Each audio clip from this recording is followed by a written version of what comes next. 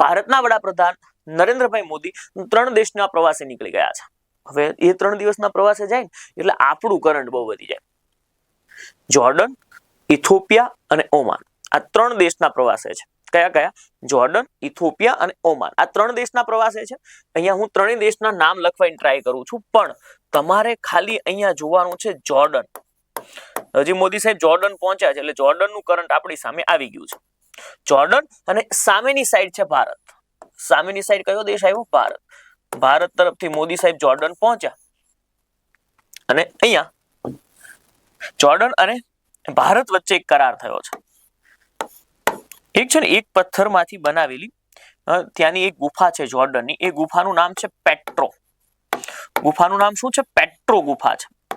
અને ભારતની એક ગુફા છે, એ ગુફાનું નામ છે ઇલોરા.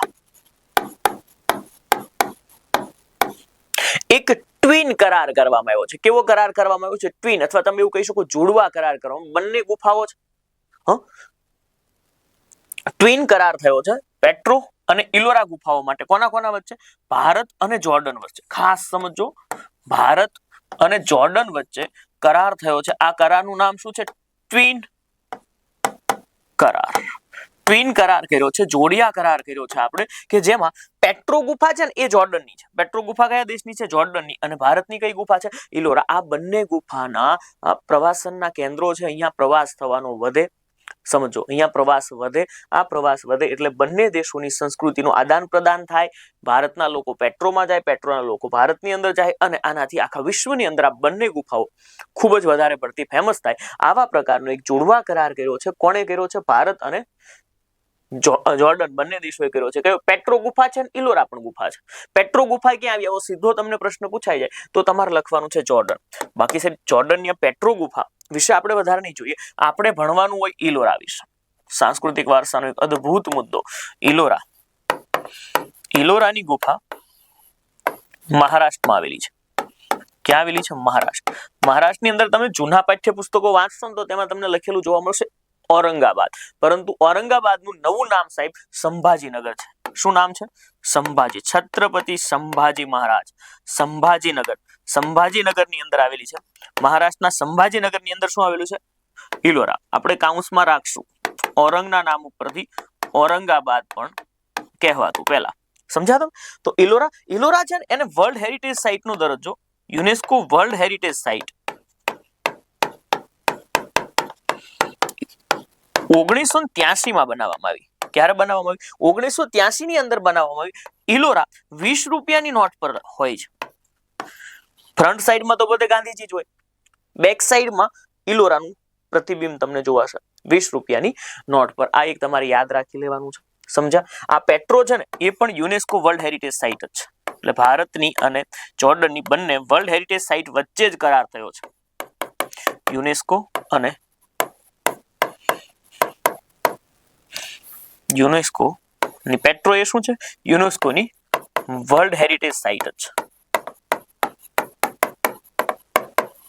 હવે છે અહીંયાથી હું તમને જીએસ માં બે મુદ્દા સમજાવી શકું. એક તો હું તમને યુનેસ્કો સમજાવી શકું, જે લગભગ હું રોજ સમજાવતો હોય છું.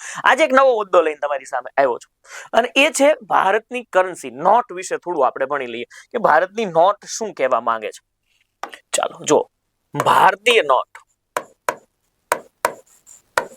ભારતની જે નોટ છે એ બધી નોટ વિશે સમજીએ. બધી જ નવી નોટ વિશે સમજવાની ટ્રાય કરીશું. પહેલા તો મેં તમને એ કહી દીધું કે ઇલોરા છે ને, ઇલોરા સાંભળજો, ઇલોરા છે ને, આ ઇલોરા 1983 માં વર્લ્ડ હેરિટેજ સાઇટ બન્યું. આવું લખાયું મેં તમને. વર્લ્ડ હેરિટેજ સાઇટ ક્યારે બન્યું? 1983 ની અંદર શું બન્યું? World heritage site. ઓકે, પછી શું સાહેબ? આ છે ને એ સંભાજીનગરમાં આવેલું છે. સંભાજીનગર, સંભાજીનગર મહારાષ્ટ્ર. ઇલોરા 20 રૂપિયાની નોટ પર છે. કેટલા?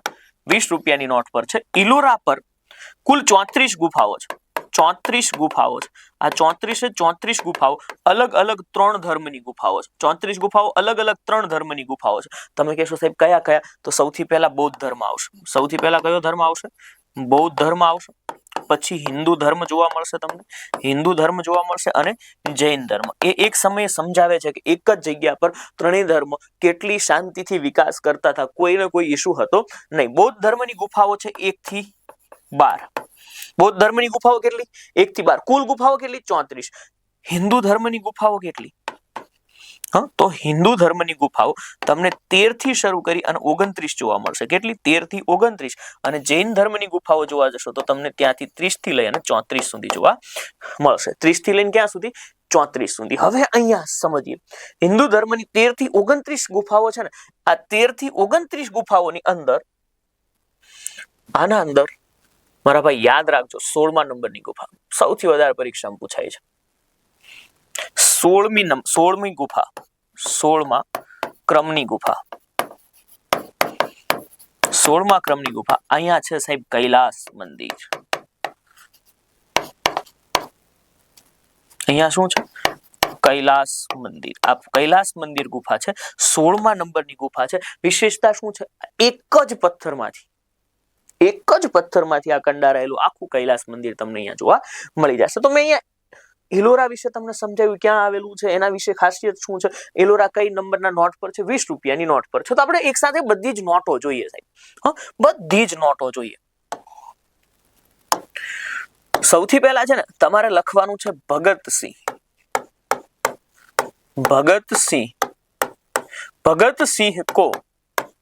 ભગતસિંહ કો હરા સલામ.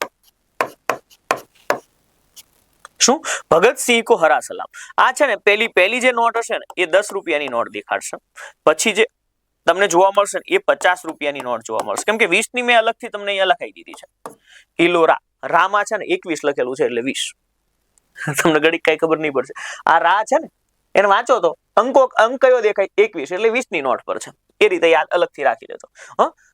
અહીંયા હમ્પી કો હરા સલામ, આ 100 રૂપિયાની નોટની વાત આવશે. 100 રૂપિયાની નોટ આવશે, પછી 200 રૂપિયાની નોટ આવશે, પછી 500 રૂપિયાની નોટ આવશે, અને છેલ્લે જે બંધ થઈ ગઈ એ નોટ 1000 રૂપિયાની નોટ આવશે. સમજી ગયા? આ તમારે જોવાનું. જો જે 10 રૂપિયાની નોટ છે તેના પર કોણાર્કનું શું છે? સૂર્ય મંદિર. કોણાર્કનું શું છે? સૂર્ય મંદિર. બીજા નંબરનું સૌથી વધારે ભારતીય લોકોએ વિઝિટ કર્યું હોય ને એવું સ્થળ છે કોણાર્કનું સૂર્ય મંદિર. પછી 50 રૂપિયાની નોટ પર હમ્પી. 100 રૂપિયાની નોટ પર રાણીની વાવ, રાણકી વાવ જોવા મળશે તમને. 200 રૂપિયાની નોટ પર સાંચીનો સ્તૂપ જોવા મળશે. હે ને? 500 રૂપિયાની નોટ પર તમને જોવા મળશે લાલ કિલ્લો. અને જે ગુલાબી કલરની નોટ બંધ થઈ ગઈ એના પર જોવા મળતું હતું મંગળયાન. પણ હવે આ મંગળયાન કામ નથી કરતું. મંગળયાન 2000 કામ કરશે ત્યારે આપણે જોઈશું. મંગળયાન કામ કરતું નથી, મંગળયાન જે નોટ પર હતી ને નોટે કામ નથી કરતી. તો આવું છે સાહેબ. આ તમે જોઈ ગયા.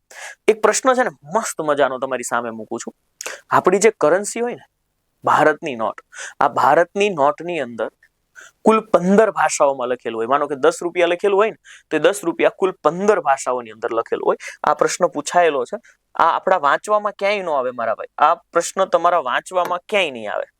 આ પ્રશ્ન તમે લગભગ હું માનું છું ત્યાં સુધી ક્યારેય નહીં વાંચ્યો હોય. ગણી લ્યો ને તો વાત અલગ છે. તમારી પાસે જો નોટ ખીચામાં આજુબાજુ હોય ને તો એક વખત ગણી લો એટલે કન્ફર્મ થઈ જાય. સાંભળજો હું જે કહી રહ્યો છું. કેટલી ભાષામાં લખેલું હોય? 15 ભાષામાં. 15 ભાષામાં નોટ પર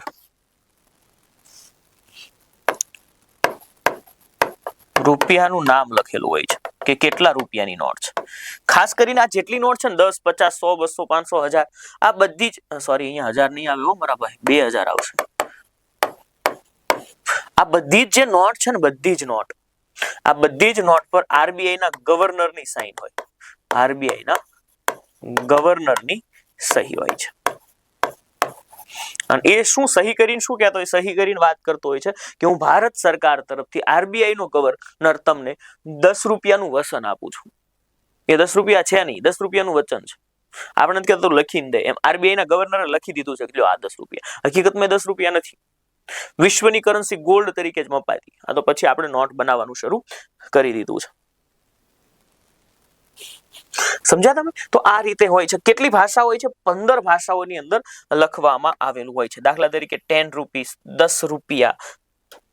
આ રીતે અલગ અલગ ભાષાની અંદર 15 ભાષાની અંદર લખેલું હોય. એમાં તમારે એક યાદ એ રાખવાનું છે, ગુજરાતી હોય છે. શું? ગુજરાતી હોય છે. આ બધી જ નોટ ઉપર આરબીઆઈ ના ગવર્નરની સહી હોય, પણ 1 રૂપિયાની નોટ પર 1 રૂપિયાની નોટ પર નાણાં સચિવની સહી હોય છે. ઈમાનદારીથી કહેજો, મજા આવી? મજા આવી કે નહીં? બસ તો એ જ વસ્તુ હતી. આ 3 દેશના પ્રવાસે મોદી સાહેબ ગયા, એમાં આપણે નોટોય ભણવી પડી. બાકી યુનેસ્કો વિશે તો તમે ઘણું બધું જાણો જ છો, હે ને? યુનેસ્કો વિશે તો તમે ઘણું બધું જાણો જ છો. વધીએ આગળ અને જોઈએ તાજેતરમાં નરેન્દ્ર મોદી દ્વારા યાત્રા પર કયા દેશ વચ્ચે જોડવા કરાર કરવામાં આવ્યો? કોના વચ્ચે? જોર્ડનની કઈ પેટ્રો ગુફા અને ભારતની કઈ ઇલોરા ગુફા, આ બંનેનો સાંસ્કૃતિક આદાન પ્રદાન માટે આ થયું જોર્ડન. તમારી સામે છે